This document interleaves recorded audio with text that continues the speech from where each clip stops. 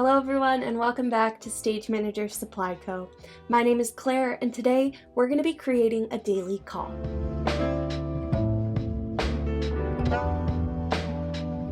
Welcome back everyone.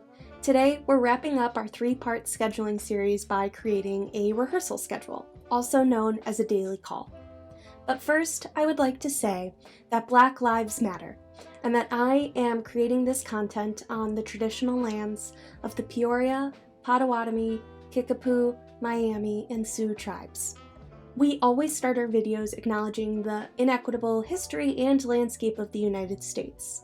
We are a country that is built on stolen land and developed upon the backs of slaves.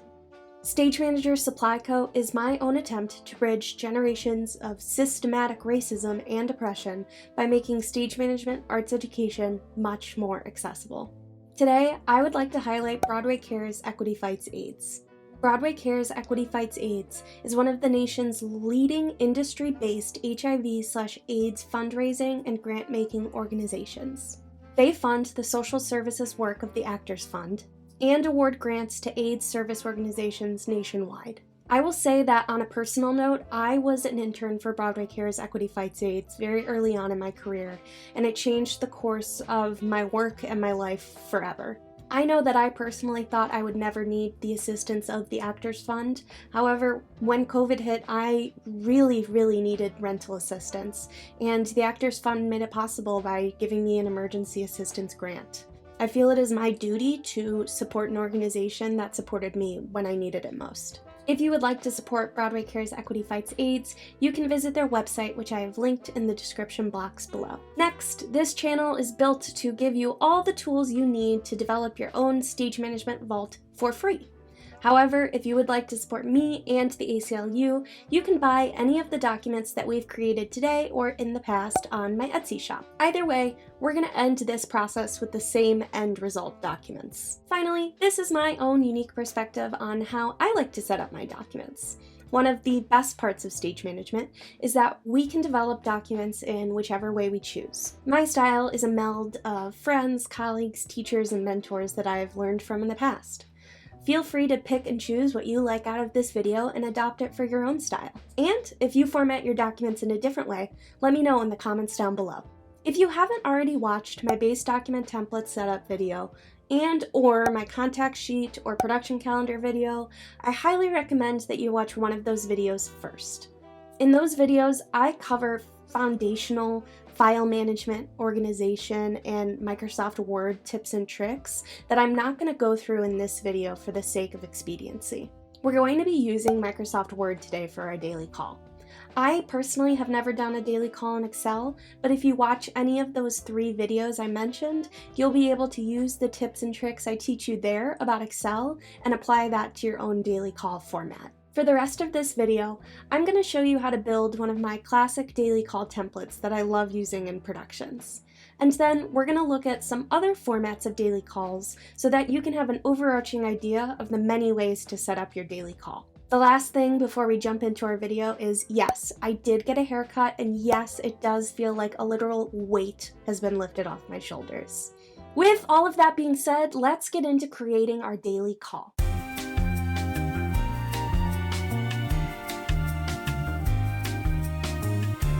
To start, here is the end result daily call document that we're going to be building from scratch today. 4 different locations, lots of different rehearsal items happening, so much fun to be had. How did I get to this schedule, you may ask? To that I say, great question. 10 points to whichever Hogwarts house you choose. The process of developing a schedule is dependent on your relationship with the director and your own specific production process. But for this process of my one-woman production of August Osage County, let's just say that the director and I make time each night at the end of the day to discuss what we accomplished in the previous day and what we'd like to accomplish the next day. This is my general scheduling process for a theatrical production, but your process may be entirely different. You may be working with a dance company or an opera company where a higher power dictates your schedule for the whole week in advance. It all depends on your situation in life. In this instance, the director wanted to start the day with a run-through of Act 1 to get a kind of feel and sense of how the structure of the show and the flow of the show was progressing, followed by reviewing choreography for a song in Act 1 that needed a little more cleaning up, and then, after lunch, staging 2 musical numbers for Act 2. Based on this work list from the director, I can then work backwards and see what other production scheduling items that I can fit into this schedule. The other scheduling items that I have on the docket for today are that an actor named Josh needs to see the physical therapist, an actor Jonathan and the music director need to go record a song off-site for the sound department at noon, and actors Blair and Brendan need to have costume fittings anytime after lunch. I can now play scheduling Tetris and hopefully fit all of these scheduling items into one day, keeping in mind that I'll need to account for any travel time to off-site locations. Now I'm going to walk you through how I input all of this information into the daily call. To begin, we're going to go through our document creation process, which I've outlined many times in many videos. If you're confused about how I've gotten to this point in my document creation, feel free to go watch any of those videos and then come right back here. We're going to insert a 2-column by as many rows possible table into our document. We're going to need a few more rows in this document than the max amount of rows Words allows us to insert from the get, so I'll click into any row, select Table Layout from the menu toolbar, and then select Insert above or below to add some more rows. I enjoy, when I'm creating a table, working with more rows than absolutely necessary because it gives me a little visual freedom to play around and work within my schedule. But I always make sure to delete any extraneous rows at the end of my creation process. Then I'm going to go into my first row and merge the 2 cells there to create one long cell across the entire table. This first cell is where I'm going to put the day, month, and the year. In the second row, left cell, we're going to type in the name of the rehearsal studio and the studio number if you have one. In the cell below that, I'll put in the rehearsal studio address. I'll do some quick formatting to these cells, and then in the left cell, I'm going to type in the first time item of the day. We're going to be reviewing Act 1 right at the top of the day at 10 a.m., which, honestly, good luck, that's tough. So I'll write that in, and then in the next row, I'll type in who is called to this review, which happens to be the full company. I'll highlight the cell and then click and drag my left indent about a 1/2 inch inwards, so that full company is a little more inset into the document than the actual time item. I will also italicize full company and any other called individuals for the rest of the document. Then we'll move over to the second cell of the right column and repeat our process of creating a rehearsal studio and address cell with the formatting as well. Then at 11 a.m.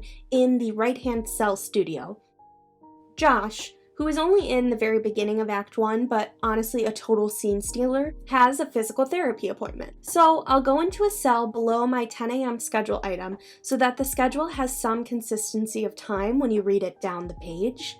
Then I'll list the appointment and write his PT's name, and then on the next line I'll write the cast member's name, italicize, and then pull the left indent in about a 1/2 inch. A note here is that there are multiple ways that you can list your performers in your daily call. For instance, I could be listed as Claire, Claire Murphy, C. Murphy, Murphy, Ms. Murphy, Goddess Among Mortals, or many more. This is all dependent on your production process and what level of formality that you feel your process dictates. At 11:45 a.m. in the left column, I know that Jonathan and the music director need to leave to travel to their off-site studio to record a song for the sound department. Jonathan's voice is incredible, and I know this because I've listened to him sing in the shower many times. I'll schedule in their 15 minutes of travel time, but only italicize it. This is my personal preference. I have no reason for this. I just think it looks good. Now for noon, I know that we have 2 schedule items happening simultaneously. In the main rehearsal room, we're going to be reviewing choreography for a song with 2 cast members, while the music director and Jonathan are recording at their off-site recording studio.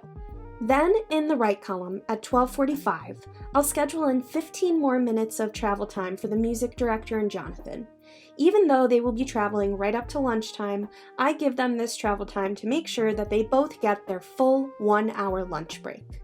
Then in the left column, we'll be taking a 1 p.m. hour lunch break, which I'll keep consistent with my formatting.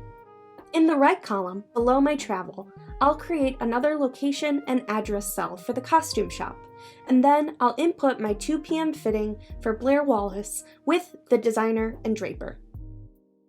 Going back to my left column, I'll skip a row after my lunch row for spacing, and then input my staging songs with the creative team and the 3 actors involved. Then we'll repeat the staging and fitting at 4 p.m. and change the cast members called for each number and fitting.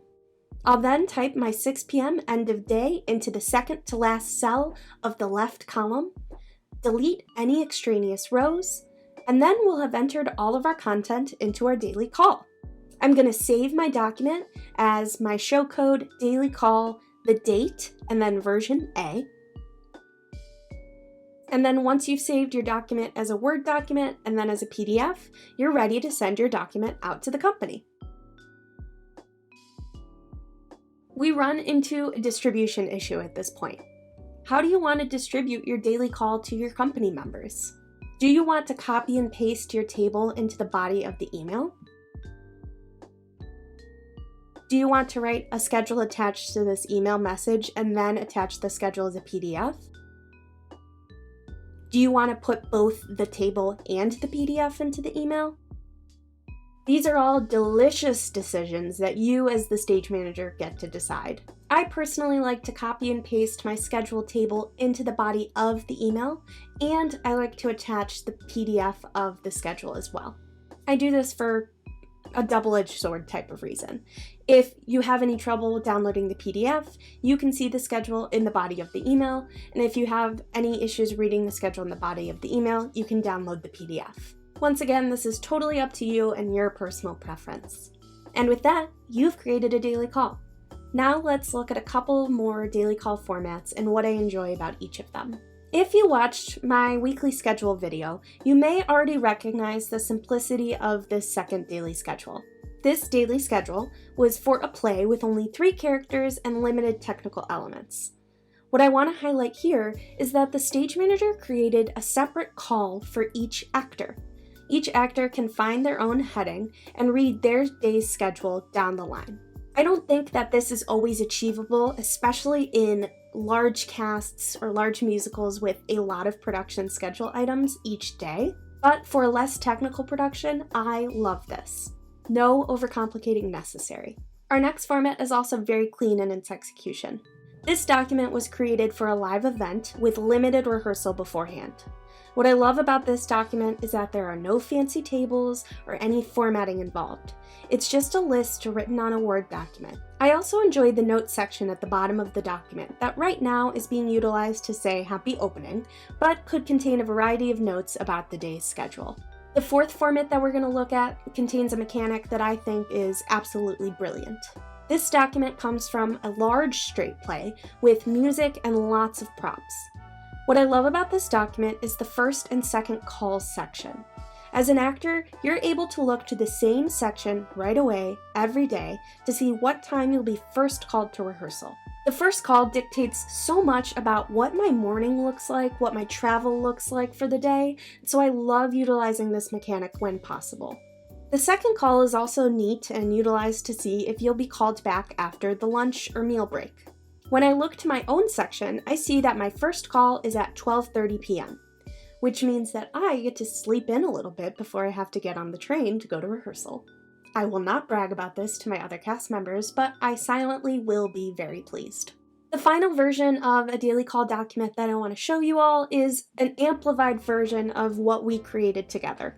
This team obviously had the ability to print and color, and they used different colors to delineate each studio and location. They are running rehearsal and fittings between 5 different spaces, which is extremely challenging for any SM team. However, you can see that they're using a lot of the same language that we used creating our daily call and are listing each cast member individually. A lot of time and preparation goes into making a document like this, and if I was a cast member on this show, I would make sure to take out my magnifying glass and read this document very carefully. Because there is so much information on this schedule, I love that at the bottom of the document, it states, Please check in with stage management before you leave to confirm you are released. That way, if there's any confusion about where a performer is supposed to be, stage managers can be there to help find the answer before anyone leaves the rehearsal venue before they're supposed to. The last thing I want to point out about this daily call is that it is a revised copy of the schedule. Anytime after emailing this document out to the company, a schedule shift or anything could happen to change the overall schedule of the day. As you can see in this document, any changes that have occurred since the first version of the document was distributed are written in red to draw attention to the change. I love this use of color, especially as someone who isn't inclined to use color all the time.